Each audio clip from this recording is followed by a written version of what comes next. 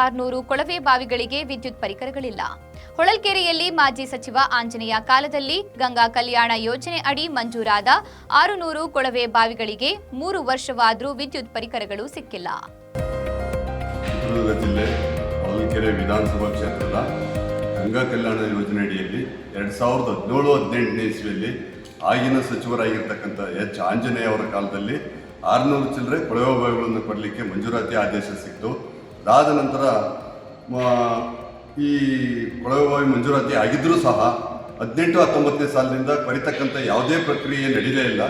2-3 ವರ್ಷ ನಾವು ಜಿಲ್ಲಾ ವ್ಯವಸ್ಥಾಪಕರು ಡಿ ದೇವರಾಜ್ ಅರಸು ಹಿಂದುಳಿದ ವರ್ಗಗಳ ಇಲಾಖೆ ಚಿತ್ರದುರ್ಗಕ್ಕೆ ಹೊಳಲ್ಕೆರೆಯಿಂದ ಸಾಕಷ್ಟು ಬಾರಿ ರೈತರು ಅಲ್ದಾಡಿದರೂ ಸಹ ಇದನ್ನು ಕೊರಿಯ ಮುನ್ಸೂಚನೆ ಸಿಗಲೇ ಇಲ್ಲ.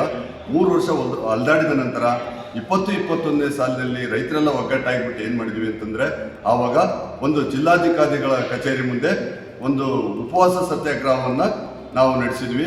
ಸುಮಾರು 9 ದಿನಗಳ ಕಾಲ ಉಪವಾಸ ಸತ್ಯಾಗ್ರಹ ಮಾಡಿ ಇದ್ರ ಬಗ್ಗೆ ನಿರಂತರವಾಗಿ ಹೋರಾಟ ಮಾಡಿದಾಗ ಆ ನಂತರ ಇಲಾಖೆಯವರು ಎಚ್ಚೆತ್ಕೊಂಡು ಜಿಲ್ಲಾಧಿಕಾರಿಗಳ ಮಧ್ಯಸ್ಥಿಕೆಯಲ್ಲಿ ಈ ಕೊಳವೆ ಬಾವಿ ಕೊಡಲಿಕ್ಕೆ ಆಗಿನ ವೆಂಕಟರಾಜು ಕಾಲದಲ್ಲಿ DM ಆಗಿದ್ರು ಅವ್ರ ಕಾಲದಲ್ಲಿ ಕೊಳವೆ ಬಾವಿ ಕೊಡಲಿಕ್ಕೆ ಆದೇಶ ಆಯಿತು.